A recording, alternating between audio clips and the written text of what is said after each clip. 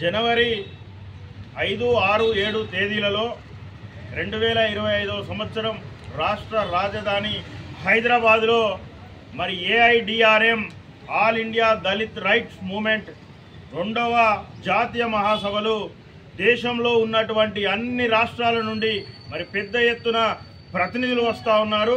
ఇందులో భాగంగా మరి దళిత హక్కుల పోరాట సమితి మరియు ఏఐడిఆర్ఎం ఆధ్వర్యంలో గోదావరికని భాస్కర్రావు భవన్లో మరి జాతీయ మహాసభలకు సంబంధించినటువంటి కరపత్రాన్ని భారత కమ్యూనిస్టు పార్టీ ఏఐటీసీ అనుబంధ సంఘాల ఆధ్వర్యంలో నేడు విడుదల చేయడం జరుగుతూ ఉన్నది.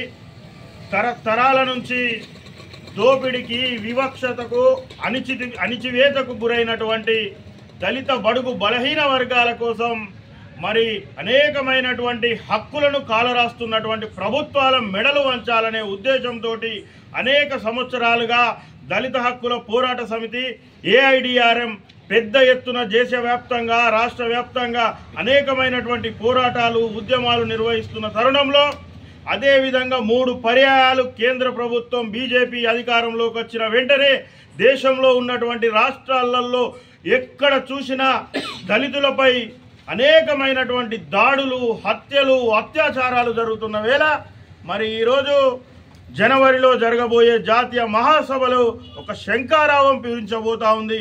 అనేకమైనటువంటి హక్కుల కోసం మరి తీర్మానాలు చేయబోతా ఉంది, పోరాటాలకు ఒక రూపకల్పన చేయబోతా ఉంది.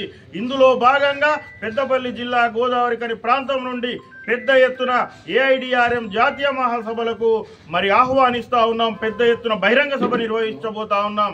ఖచ్చితంగా ప్రతి ఒక్క దళిత సామాజిక వర్గం బడుగు బలహీన వర్గాలకు చెందినటువంటి వారు హాజరై ఏఐడిఆర్ఎం జాతీయ మహాసభలు పిలుపునియాలని, విజయవంతం చేయాలని గోదావరికని పక్షాన, రామగుండం నగర సమితి డిఎస్పిఎస్ పక్షాన ప్రజలందరినీ కూడా మా వంతుగా కోరుతా ఉన్నాం.